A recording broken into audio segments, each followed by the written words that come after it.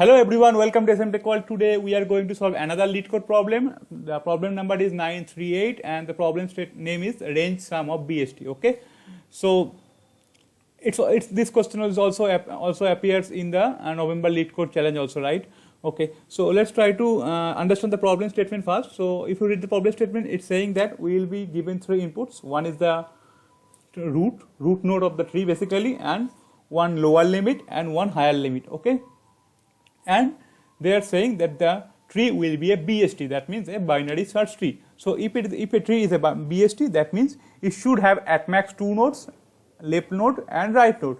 And apart from that, if you traverse left side from the root, all the values in the left side should be lesser than the root value, and if you traverse right side to the root, all the value in the right subtree should be greater than the root value. So these are the two properties we need to keep in mind for BST. Okay. And if you quickly check the example right here, you can see that, so suppose this is your tree and our range is 7 and 15.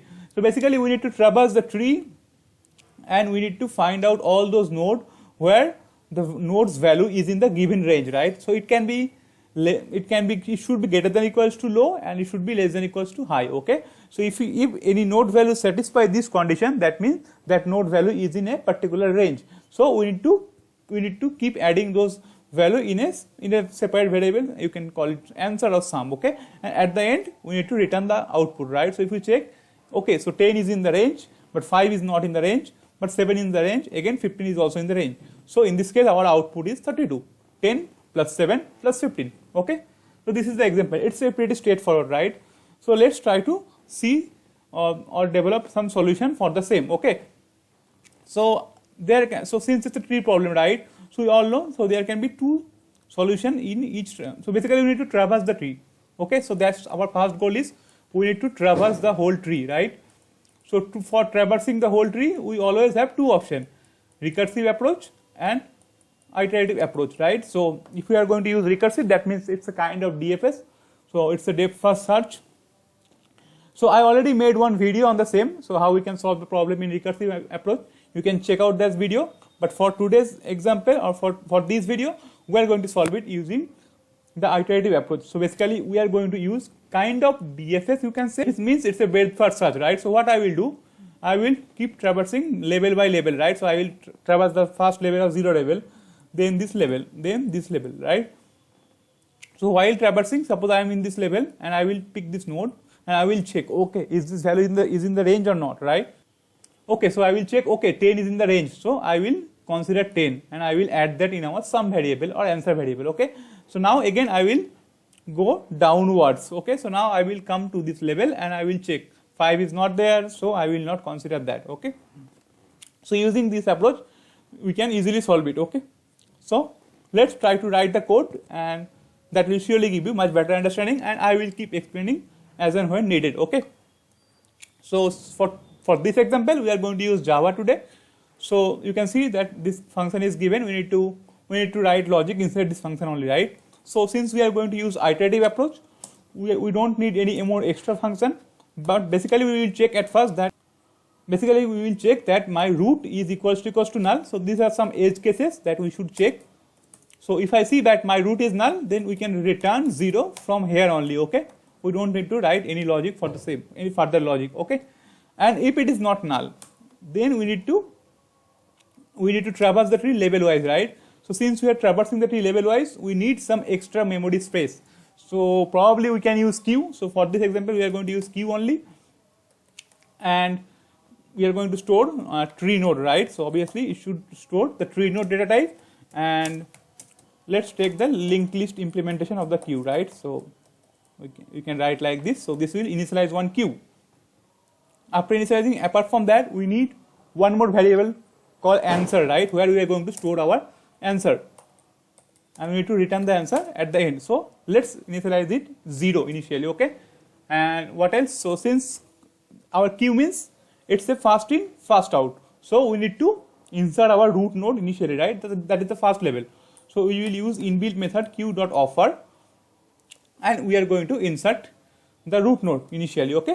Okay, so now we need to iterate through the whole queue, and we need to traverse all the nodes, right? So we need to write one while loop, and this while loop will run till my queue is not empty.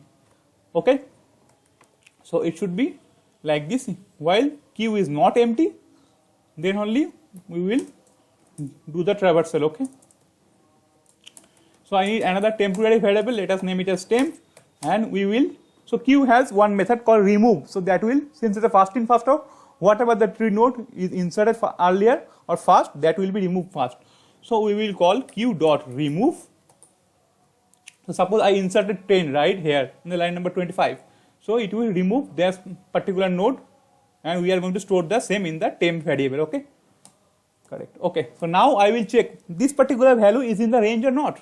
So let's write the logic for the same. So if I will check if my temp dot val is greater than equals to low, and temp dot val should be less than equals to high, right?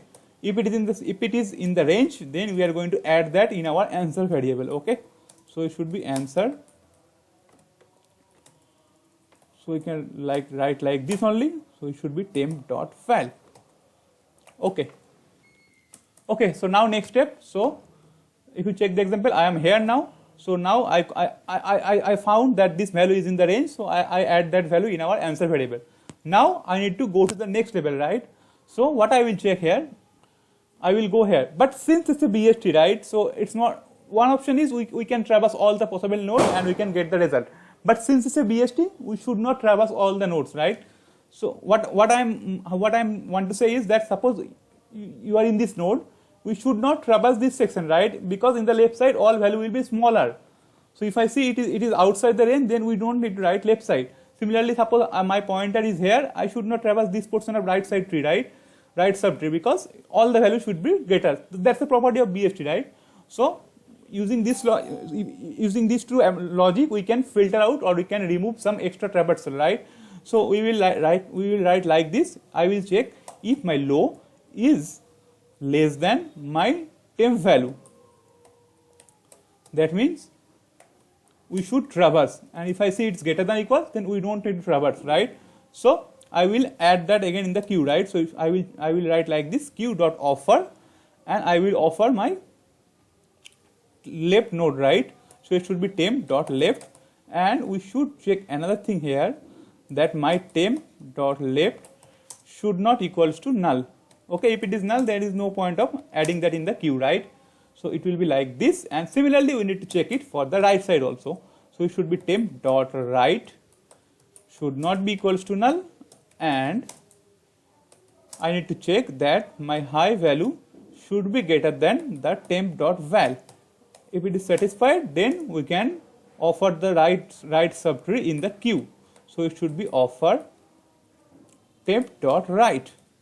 Okay, and at the end we can return the answer from the end. Okay, so it should be return answer. Okay, so I think that's pretty much. So let's quickly run the code and see whether it's compiling or not. Okay, you can see it's compiling, and let's quickly submit it quickly and see whether it's accepted or not. Okay, you can see our solution is accepted. Okay, so let's quickly do the recap. So we are using BFS here, and since we are using level wise traversal, we are taking extra spaces, obviously. So in this example, the space complexity is order of n. Okay, since we are using extra queue to store those value, and we are just filtering out some extra traversal by using this logic. So if I see that my low value is somehow greater than my current node value, then we are not going to traverse that left subtree, right? Similarly, we are checking that if I see my high value is less than equals to my current value, then we are not going to traverse the right subtree. Okay, so I think that's pretty much for this video. If you like this video, please subscribe to our channel, and if you have learned something new, please hit the like button. Thanks for watching. Bye bye.